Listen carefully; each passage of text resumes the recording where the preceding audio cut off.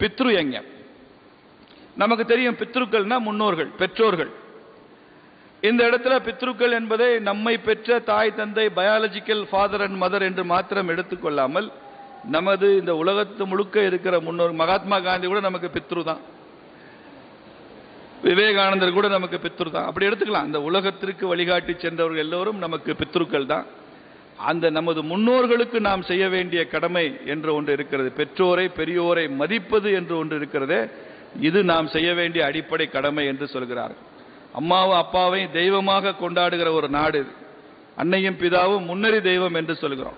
மாத்ரு தேவோ பவ, பித்ரு தேவோ பவ என்றெல்லாம் நாம் சொல்றோம். இந்தியாவின் எல்லா மொழிகளிலும் இருக்குது. மொழிதான் மாறுபடுமே தவிர இந்தியாவில் வழிமுறைகள் மாறுபடாது, நெறிமுறைகள் மாறுபடாது.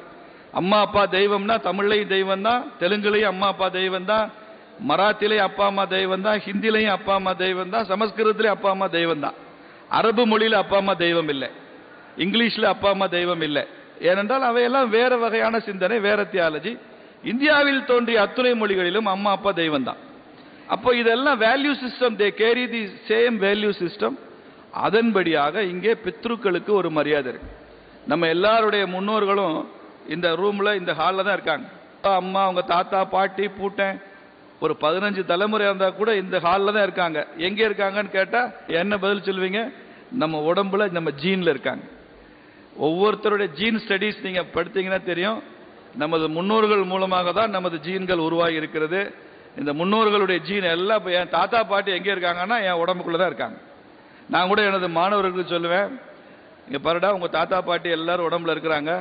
நீ முதல்ல ஒரு சிகரெட் பிடிச்சேன்னா ஒரு இருமல் வருதா இல்லையா? சிகரெட்டை ஏற்றுக்க மாட்டேங்குதா இல்லையா உடம்பு? அது என்னன்னா ஏதோ உடம்பு ஏற்றுக்கல, அலர்ஜின்னு நினைக்காத. உள்ளுக்குள்ள இருந்து உங்கள் தாத்தா சொல்றாரு, டேய் சிகரெட்டை பிடிக்கக்கூடாது, இதெல்லாம் தப்பு அப்படின்னு சொல்றாரு. நீ எடுத்த உடனே ஒரு டாஸ்மாகில் போய் ஒரு கட்டிங் போட்டீங்கன்னா எடுத்த உடனே இருமல் வரும், வாந்தி வரும். அது என்ன, அந்த உடம்புக்கு சேரல, அலர்ஜின்னு நினைக்காத. உள்ளுக்குள்ள இருந்து உங்க பாட்டி சொல்லுது, நீயாவது குடிச்சு தொலையாம இருடா, அதனால நீ அப்படி குடிக்காதடான்னு பாட்டி சொல்லி உன்னை வாந்தி எடுக்க வைக்குது. அப்படி சொல்லுவேன் நான். அந்த மாதிரி ஒரு அவர்கள் உடம்புக்குள்ளேயே அந்த முன்னோர்கள் இருக்கிறார்கள் என்பதை நாம் புரிந்து கொண்டு அந்த பித்ருக்களுக்கு செய்ய வேண்டியதை செய்யணும்.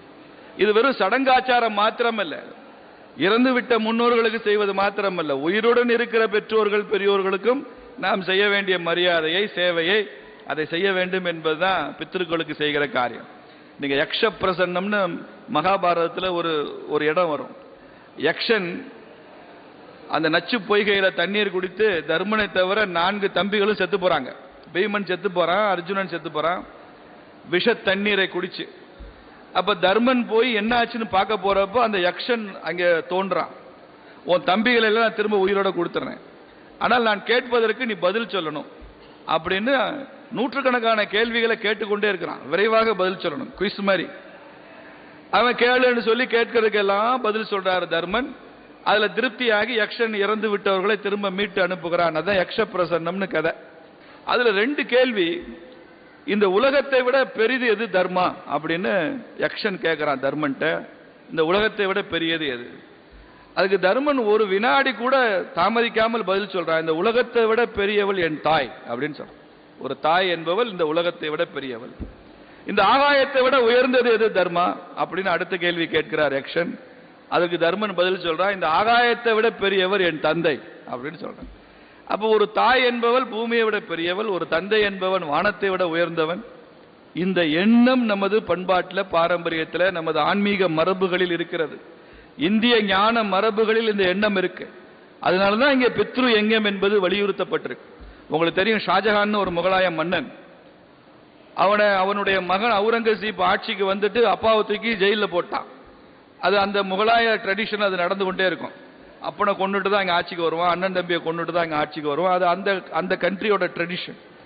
அந்த ஷாஜஹான் ஆக்ரா கோட்டையில் ஜெயிலில் இருக்கிறப்ப அங்கே ஒரு சின்ன துவாரம், அந்த துவாரத்தின் வழியாக பார்த்தால் தாஜ்மஹால் தெரியும், யமுனை கரை தெரியும், அவ்வளவுதான். அவுரங்கசீப்போட உத்தரவு என்னன்னா, குடிக்க தண்ணீர் கூட கொடுக்காமல் அப்படியே விட்டுறணும். ஷாஜகான் தாகம் எடுத்து பசியிலே செத்து போயிடுவாங்கிறது தான். கொலை பண்ண வேணாம், அவனா சாகட்டும். அப்படி பசியிலையும் தாகத்திலையும் ஷாஜகான் இருக்கும்போது அந்த துவாரம் வழியாக பார்க்கிறான். அங்கே யமுனை ஆற்றில் ஒரு அப்பாவும் பையனுமா அந்த தண்ணீரை இறைத்து கொண்டு ஏதோ பிரார்த்தனை செய்து கொண்டிருக்கிறார்கள். அப்போ ஷாஜகான் கேட்குறான் பக்கத்தில் உள்ள சேவகன்ட்ட, அவங்க 2 பேரும் என்ன பண்ணிட்டு இருக்காங்க? இல்லை, அவங்க 2 பேரும் திதி கொடுத்துட்டு இருக்காங்க. என்ன திதி கொடுக்குறாங்க? இறந்து போன அப்பாவுக்காக மகன் திதி கொடுக்குறாரு. பிறகு அந்த சின்ன பையன் கூட இருக்கானே, அவன் என்ன செய்யறான்? இல்லை, இவன் செத்து போன நாளைக்கு இவன் திதி கொடுக்கணும்ல, அதுக்கு நம்பி அது எப்படி செய்யறதுன்னு மகனையும் கூட வச்சுக்கிட்டு அதை செய்து கொண்டிருக்கிறார். இங்கே இப்படி தண்ணி எடுத்து வாரி இறைச்சா செத்து போனவனுக்கு தண்ணீர் போயிருமா, தாகம் தீர்ந்துருமா?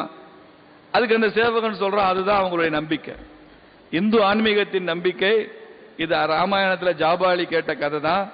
இங்கே செய்கிற விஷயங்கள் தர்ப்பணமாக செல்கிறது என்பதுதான் எங்களது நம்பிக்கை, அதனால செய்கிறார்கள். ஷாஜகான் கண்ணீர் விட்டு அழுதானா. இங்கே உயிரோட இருக்கிற அப்பனுக்கு குடிக்க தண்ணி இல்லாம சாகிறதுக்காக பூட்டி வச்சிருக்கிறான். அங்கே ஒருத்தன் செத்து போன அப்பனுக்கு தாகம் எடுக்கிறதுக்காக தண்ணீர் அடிச்சு கொண்டிருக்கிறான். இது என்ன நாடு, இதை புரிந்து கொள்ள முடியவில்லையே என்று வருத்தப்பட்டே செத்து போனானா ஷாஜகான்.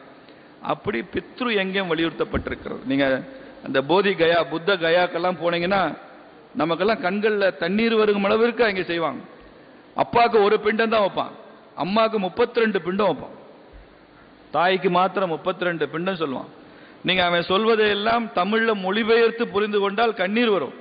என்னை வயிற்றில் சுமந்தாயே அதற்காக, எனக்கு பால் கொடுத்தாயே அதற்காக, எனக்கு நோயுற்ற போது நீ பத்தியம் இருந்தாயே அதற்காக, இப்படி சொல்லி சொல்லி ஒவ்வொரு பிண்டமா வைக்கணும் அப்படின்னு சொல்லி அதற்கென்றே சில மந்திரங்கள்லாம் சொல்லுவாங்க. அந்த அளவிற்கு பித்ரு காரியங்கள், முன்னோர்கள், பெற்றோர்கள், பெரியோர்களை மதிக்க வேண்டும் என்பது உங்க ஆப்ஷன் இல்லைங்க, நமக்கு அது மேண்டேட்டரி. அது கட்டாயமாக வலியுறுத்தப்பட்டிருக்கிறது இந்து ஆன்மீகத்தில். அதை செய்ய வேண்டும். பித்ரு எங்க